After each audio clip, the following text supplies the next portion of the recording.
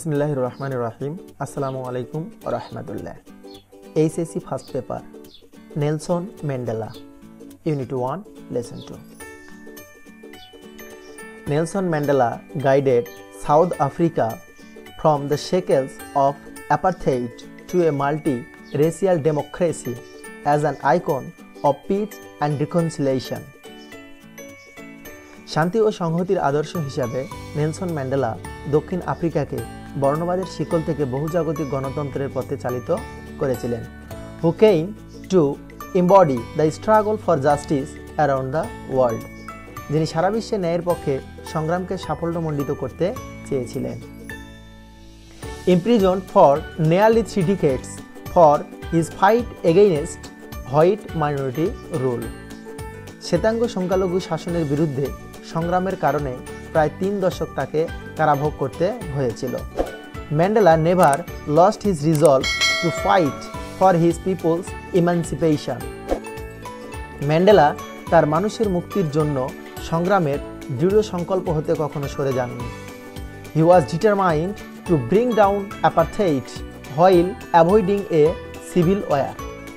গৃহযুদ্ধ এড়িয়ে বর্ণবাদকে নিশ্চিহ্ন করে দিতে তিনি দৃঢ়প্রতিজ্ঞ ছিলেন। His prestige and charisma helped him win the support of the world. তার মর্যাদা ও আকর্ষণীয় প্রতিভা বিশ্ব নেতাদের সমর্থন পেতে সাহায্য করেছিল। I hate race discrimination most intensely and in all its manifestations. আমি জাতিগত বৈষম্যকে প্রচণ্ডভাবে ঘৃণা করি এবং এর সকল ধরনের শাখা প্রশাখাকে। I have fought it all during my life. I will fight it now and will do so until the end of my days. আমি সারা জীবন এর বিরুদ্ধে সংগ্রাম করেছি, এখনো করছি এবং আমার জীবনের শেষ দিন পর্যন্ত তা চালিয়ে যাব। Mandela said in his acceptance speech on becoming South Africa's first black president in 1994. 1994 সালে দক্ষিণ আফ্রিকার প্রথম কৃষ্ণাঙ্গ রাষ্ট্রপতি হওয়ায় তার অভিবাদন ভাষণে ম্যান্ডেলা বলেন, "The time for the healing of the wounds has come." ক্ষত সারানোর সময় এসে গেছে। The moment to bridge the chasm that divide us has come. যে দুস্তর ব্যবধান আমাদের পৃথক করে রেখেছিল তার সেতুবন্ধনের মুহূর্ত হাজির হয়েছে। We have at last achieved our political emancipation. আমরা অবশেষে আমাদের রাজনৈতিক মুক্তি অর্জন করেছি। In 1993, Mandela was awarded the Nobel Peace Prize, an honor he shared with F.W. de Klerk, the white African leader who had freed him from prison 3 years earlier and negotiated the end of অ্যাপারথাইড। এক শ্বেতাঙ্গ African নেতা যিনি ম্যান্ডেলাকে 3 বছর পূর্বে কারাগার থেকে মুক্তিদান এবং বর্ণবৈষম্য নীতি নিরসনে মধ্যস্থতা করেন, সেই F.W. de Klerk এর সাথে যৌথভাবে ম্যান্ডেলা 1993 সালে নোবেল শান্তি পুরস্কার লাভ করেন। Mandela went on to play a prominent role on the world stage as an advocate of human dignity in the face of challenges ranging from political repression to AIDS. রাজনৈতিক নিপীড়ন হতে শুরু করে AIDS পর্যন্ত সবকিছুর বিরুদ্ধে মানুষের সম্মানের পক্ষের একজন প্রবক্তা হিসাবে ম্যান্ডেলা বিশ্বমঞ্চে একটি গুরুত্বপূর্ণ ভূমিকা পালন করেছেন। He formally left public life in June 2004 before his 86th birthday, telling his adoring countrymen. 2004 সালের জুন মাসে তার 86তম জন্মদিনের পূর্বে তিনি আনুষ্ঠানিকভাবে তার রাজনৈতিক জীবন থেকে অবসর গ্রহণের সময় তিনি তার প্রিয় দেশবাসীর উদ্দেশ্যে বলেন, "Don't call me, I will call you." আমাকে ডাকবে না, আমি আপনাদের ডাকব। But he remained one of the world's most revered public figures, combining celebrity sparkle with an unwavering message of freedom, respect and human rights. কিন্তু তিনি পৃথিবীর অন্যতম সম্মানিত ব্যক্তিত্ব হয়েই রইলেন।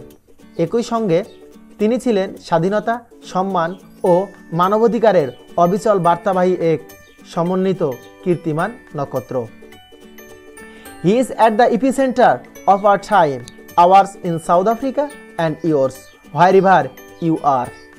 Nadine Gordimer, the South African writer and Nobel laureate for literature, once remarked, তিনি আমাদের সময়ের কেন্দ্রবিন্দুতে আছেন, আমাদের এই দক্ষিণ আফ্রিকাতে এবং তোমাদের কাছেও, তোমরা যেখানেই থাকো না কেন।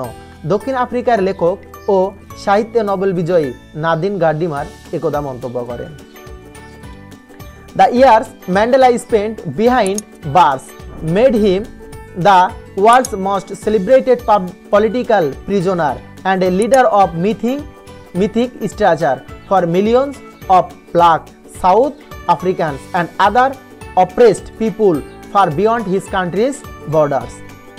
কারাগারে ম্যান্ডেলার বছরগুলো তাকে পৃথিবীর সবচেয়ে জনপ্রিয় রাজনৈতিক বন্দীতে এবং লক্ষ লক্ষ কৃষ্ণাঙ্গ দক্ষিণ আফ্রিকাবাসীর এবং তার রাষ্ট্রীয় সীমানা পেরিয়ে অন্যান্য শোষিত মানুষের অবিস্মরণীয় কাল্পনিক চরিত্রের এক নেতাতে পরিণত করেছিল। Charged with capital offences in the 1963 Rivonia trial, his statement from the dock was his political testimony. গুরুতর অপরাধ সংগঠনের দায়ে অভিযুক্ত হয়ে 1963 সালের রিবোনিয়া মামলায় কাঠগড়ায় দাঁড়িয়ে ম্যান্ডেলার বক্তব্যই তার রাজনৈতিক পরিচয় প্রদান করে। During my lifetime, I have dedicated myself to this struggle of the African people. I have fought against white domination and I have fought against black domination. আমার জীবদ্দশায় আফ্রিকার মানুষের এই সংগ্রামে আমি নিজেকে উৎসর্গ করেছি। আমি শ্বেতাঙ্গ কর্তৃত্বের বিরুদ্ধে সংগ্রাম করেছি এবং কৃষ্ণাঙ্গ কর্তৃত্বের বিরুদ্ধে সংগ্রাম করেছি।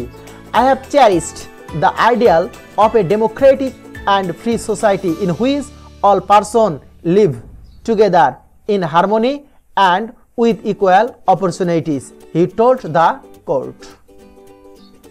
তিনি আদালতকে বলেন, আমি একটি গণতান্ত্রিক ও মুক্ত সমাজের আদর্শ লালন করি যেখানে সবাই সম্প্রীতি ও সমান সুযোগ সুবিধা নিয়ে বাস করে। It is an ideal I hope to live for and to achieve, but if needs be, it is an ideal for which I am prepared to die. এটি একটি আদর্শ যা অর্জনের আশায় আমি বেঁচে আছি, কিন্তু যদি প্রয়োজন হয় এই আদর্শটির জন্য আমি মরতেও প্রস্তুত। Friends adored Mandela and fondly called him Madiba, the claim name by which he was known. People lauded his humanity, kindness and dignity. বন্ধুরা ম্যান্ডেলাকে গভীরভাবে শ্রদ্ধা করত এবং তাকে মাদিবা বলে ডাকত। এটা তার গোত্র নেম যে নামে তিনি পরিচিত ছিলেন। মানুষ তার মানবিকতা, দয়া ও মর্যাদার প্রশংসা করত।